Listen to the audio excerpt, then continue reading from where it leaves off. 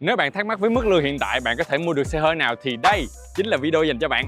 Trong hàng đống những chiếc xe ô tô này thì bạn nên mua một chiếc Toyota giá mềm, một chiếc Volkswagen trung cấp, hay là quất luôn một chiếc Mercedes cho nó sang chảnh. Tất nhiên là nếu như mà có tiền là mình quất cái xe Mercedes rồi, khỏi bàn cãi nha. Còn gì bằng là vi vu trên cao tốc trên chiếc Mercedes ngon lành này nữa. Nhưng vấn đề là thu nhập của bạn có đủ mua và nuôi cái xe đó hay không. Thì hôm nay mình sẽ kể cho bạn nghe về quá trình của mình đi mua xe ở Canada nhé. Bạn sẽ biết được những quy tắc tài chính mà mình đã áp dụng để mua xe, làm thế nào để mua được cái xe tốt nhất có thể mà không khiến mình phải ăn mì gói cả năm. Bạn sẽ biết được là làm thế nào để sau khi mua xe rồi mình vẫn có đủ tiền cho những cái khoản chi phí khác và để đầu tư. Chào bạn, mình tên là Huy, mình sang Canada để học thạc sĩ MBA ở Toronto và hiện đang làm quản lý rủi ro cho ngân hàng BMO. Mình tin là video này sẽ hữu ích cho bạn. Khi còn ở Việt Nam á, mình luôn muốn có một chiếc xe hơi để chạy, tại vì chạy sướng mà mưa không tới mặt, nắng không tới đầu. Nhưng mà hồi đó mình còn nghèo lắm, lương thì thấp, xe Việt Nam thì quá đắt. Không biết là tới khi nào mới mua nổi một cái chiếc xe Mercedes giống như vậy nữa. Nhưng mà khi mà mình đã sang Canada rồi á, thì mọi thứ dễ dàng hơn rất là nhiều. Lương thì tăng rất là cao, trong khi giá xe thì rất là hợp lý. Cho nên là một chiếc Mercedes thì nó cũng tương đối dễ dàng thôi. Mình đã sẵn sàng đặt cọc 15.000 để lụm cái xe này rồi á. Nhưng mà mình là kiểu rất là quan tâm đến tài chính á, cho nên là mình đã lên mạng để xem nếu mà mình mua cái xe này á thì mình sẽ tốn bao nhiêu tiền để mua và để nuôi nó. Đây là tất cả những cái chi phí mà mình cần phải có để mua và nuôi cái chiếc xe này. Hơn 1.000 đô mỗi tháng là mình không có sẵn sàng để trả đâu nha. Mình không có muốn mua xe xong rồi ăn mì gói đâu. Nếu mà bạn chưa biết cách tính chi phí sở hữu xe như thế nào á, thì bạn xem cái video này của mình nhé. Mình giải thích cực kỳ chi tiết luôn. Nếu như vậy thì câu hỏi đặt ra là với cái thu nhập của mình á, thì mình nên mua một chiếc xe tầm khoảng bao nhiêu là vừa. Bây giờ bắt đầu nghiên cứu nhé.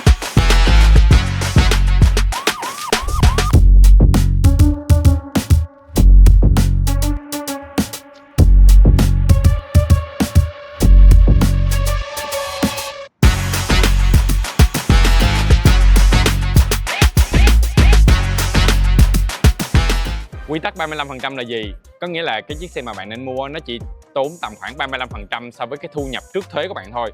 Mình cho một cái ví dụ 3 người có mức thu nhập 50.000, 100.000 và 150.000 một năm á, thì cái xe mà họ nên mua nó chỉ nên tầm khoảng 17.000, 35.000 hoặc là 52.000 đô thôi. Cái mục đích của cái quy tắc 35% này á, là nó giúp cho bạn kiểm soát cái số tiền mà bạn phải bỏ ra để mua xe. Tại vì thật ra là mua xe là một cái thứ rất là tốn kém đó bạn. Tại vì ngoài cái tiền mua xe bạn còn có nhiều thứ khác để mà bạn trả cho nó nữa.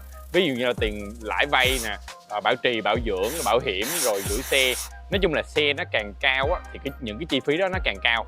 Thì bạn sẽ cần phải cố gắng kiểm soát cái số tiền mà mình bỏ ra để mua xe, để mà sau đó mỗi tháng cái số tiền mà bạn bỏ ra để nuôi cái xe đó nó cũng thấp lại, nó phù hợp với cái mức chi tiêu của bạn. Tại vì ngoài cái chuyện mình nuôi cái xe mình còn nuôi mình nữa mà, còn nuôi gia đình nữa mà. Bản chất của cái xe nó là một cái tiêu sản, nó không phải là một cái tài sản. Tại vì cái giá trị của cái xe nó chỉ có đi xuống thôi. Nó là cái thứ mà bạn bỏ tiền ra để mua, giá trị đi xuống và bạn phải bỏ thêm tiền để mà bảo trì nó. Cho nên là đừng nên bỏ quá nhiều tiền để mua cái xe. Mặc dù có một cái quy tắc là 35% đó, nhưng mà thực ra 35% là một con số nó cũng còn khá là to. Đối với mình á, mình chỉ thoải mái tầm khoảng 20 tới 25% thôi. Cho nên mình nghĩ là bạn cũng nên đặt mục tiêu tầm đâu đó khoảng 20 tới 25%. Nếu như mà bạn đặt mục tiêu là 25% á, thì cái số tiền mà bạn có thể thực sự mà bỏ ra để mua xe nó chỉ tầm khoảng 12.000, 25.000 hoặc là 37.000 thôi cho ba cái mức thu nhập đó. Nếu vậy thì những cái xe mà bạn có thể mua được á, là một chiếc Honda Civic đời cũ nếu mà bạn có lương 50.000.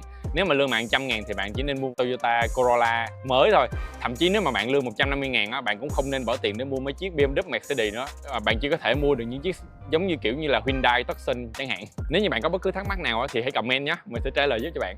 Đó là quy tắc để bạn chọn cái xe. Khi mà bạn quyết định mua cái xe rồi á, thì nó có cái quy tắc gọi là 20, 40, 10 nữa.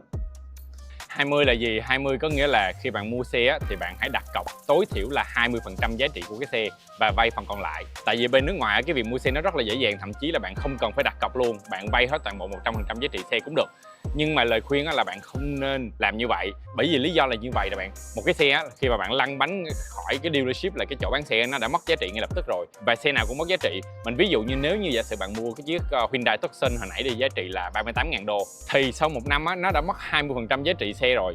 Sau 2 năm á, nó mất 40% giá trị xe luôn. Thì bạn tưởng tượng nha, nếu như bạn không có đặt cọc mà vay toàn bộ 100%, thì giả sử sau 1 năm bạn quyết định bán cái xe đó đi, thì lúc này cái giá trị xe nó chỉ còn lại 80% thôi, và bạn chỉ trả được có một phần ít trong cái số tiền mà bạn vay ngân hàng. Có nghĩa là bạn bán cái xe đó đi rồi, sau đó bạn còn vẫn phải bỏ thêm một số tiền đó để trả cho ngân hàng để mà bạn có thể giải quyết được cái xe đó nữa. Cái này nó gọi là negative equity, có nghĩa là tài sản bị âm á. Thì nó có một cái từ khác mắc cười, nó gọi là underwater debt, có nghĩa là nợ ngập đầu á. Cái quy tắc 20% này nó sẽ giúp mình tránh được cái việc đấy. Ngoài ra thì nó cũng giúp cho cái khoản lãi mà bạn phải trả hàng tháng nó thấp, tại vì bạn chỉ còn phải trả lãi trên 80% giá trị xe thôi. Cái số 4 á, có nghĩa là gì? Số 4 có nghĩa là bạn chỉ nên vay trong thời hạn 4 năm là tối đa. Cái bên cho vay người ta có thể cho bạn vay trong nhiều kỳ hạn khác nhau, 4 năm, 5 năm, 6 năm, thậm chí là 8 năm đối với những cái xe mới. Nhưng mà lời khuyên là bạn chỉ nên vay tối đa 4 năm thôi. Mình có để lên cái cách tính cái lãi và cái số tiền mà bạn sẽ trả hàng tháng thay đổi tùy vào từng cái lãi suất và từng cái kỳ hạn trả đó. Bạn xem thông tin ở đây nhé. Bạn sẽ thấy là nếu như bạn trả lãi trong vòng 4 năm á, thì mỗi tháng bạn sẽ trả tầm khoảng 700 đô. Còn nếu mà bạn trả trong vòng 7 năm á, thì mỗi tháng bạn sẽ trả tầm khoảng 500 đô thôi. Có nghĩa là ít hơn, tại vì nó giãn ra mà. Nhưng mà thực chất là cái tổng số tiền lãi mà bạn phải trả trong 7 năm đó nó sẽ lớn hơn là trả trong 4 năm.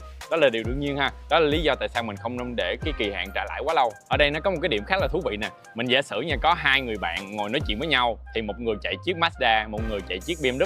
Ngồi nói chuyện với nhau là hỏi là ok mày một tháng mày trả bao nhiêu tiền, thì cả hai người đều nói là mỗi tháng tao trả 700 đô. Thì cái người lái chiếc Mazda sẽ cảm thấy là what the hell, là tại sao mình lái chiếc Mazda mà vẫn phải trả 700 đô mà thằng đó nó lái BMW mà nó vẫn trả 700 đô. Thì như vậy thì cái người lái Mazda sẽ cảm thấy là liệu là mình có nên mua một chiếc BMW hay không. Nhưng mà thực ra là không phải như vậy. Nhiều khi cái người lái BMW á, đang trả cái kỳ hạn là 8 năm, còn cái người lái Mazda chỉ trả có 4 năm thôi. Bởi vậy cho nên nó là cái kỳ hạn trả nó là một cái yếu tố khá là quan trọng trong cái việc đi mua xe. Còn cái số 10 có nghĩa là cái số tiền mà bạn bỏ ra để nuôi cho cái chiếc xe đó, bao gồm những chi phí như là bảo dưỡng, bảo trì, bảo hiểm, rồi xăng cộ, khấu hao, vân vân á, nó chỉ nên chiếm tối đa là 10% cái thu nhập sau thuế của bạn thôi. Lưu ý là sau thuế nhé. Thì cái mục đích của cái số 10% này để làm gì? Để mà bạn có thể kiểm soát cái chi tiêu cho một cái khoản mục là cái xe thôi. Tại vì bạn còn rất là nhiều cái hạng mục chi tiêu khác, ví dụ như là tiền nhà, tiền điện nước, tiền ăn, tiền đi du lịch, rất là nhiều cái loại tiền. Thì cái việc mà phân bổ chi tiêu đó thì mình có một cái nguyên tắc là 50 30 20, mình đã nói rất là chi tiết trong cái video này. Bạn xem thì bạn sẽ hiểu là tại sao cái chi phí để mua xe chỉ nên chiếm khoảng 10% thôi. Tại vì bạn còn phải để dành tiền cho những cái khoản quan trọng hơn, ví dụ như là đầu tư, rồi tiết kiệm, rồi những cái quỹ khẩn cấp. Bạn biết không, nếu mà bạn xem đang nói thì còi hú ầm ầm. Ở bên Toronto rất là hay nghe tiếng còi hú nha bạn. Tại vì nó vừa là còi của xe cứu thương, cứu hỏa, rồi xe cảnh sát, nó đều hú giống như vậy á. Mà mình ở downtown cho nên là mình nghe hoài rồi. Ok, quay lại. Bạn có biết không là theo thống kê là chỉ có tầm 20% số người xem video của mình đã coi tới phút này thôi. Cho nên là nếu mà bạn vẫn đang xem thì có nghĩa là bạn thấy cái video này hữu ích đúng không? Nếu vậy thì hãy đăng ký kênh của mình nhé, like dùm video này, và nếu có thắc mắc gì thì hãy comment cho mình sẽ trả lời giúp cho bạn nhé. Cảm ơn. Rồi sau khi mà biết những cái nguyên tắc đó rồi, xong rồi ngồi tính toán các kiểu thì mình phát hiện ra là với thu nhập của mình thì không có quá nhiều lựa chọn. Và đặc biệt là mình còn muốn mua những chiếc xe mà giá tầm trung trở lên nữa. Tại vì mình thích những cái tiện ích, tiện nghi, rồi sự thoải mái mà những chiếc xe mà tầm trung nó mang lại nữa. Cho nên là mình không có mấy lựa chọn để mà mua xe mới. Vậy cho nên mình quyết định là mua xe cũ. Nhưng mà may mắn là nó phù hợp với cái lời khuyên là nên đi mua xe cũ. Tại vì cái khấu hao xe mới thì khấu hao rất là nhiều. Cho nên cái điểm mà đẹp nhất là mua những cái xe cũ tầm khoảng từ 3 tới 5 năm. Cho nên là mình quyết định là mua cái con xe này. Nó không phải là một con xe super xịn gì hết trơn á, nhưng mà nó đủ xài đối với mình rồi. Nội thất thì bọc da nha, rất là mát, rất là dễ chịu. Chạy trên cao tốc thì bốc khỏi phải nói luôn. Và đặc biệt là nó có cái này rất là hay nè.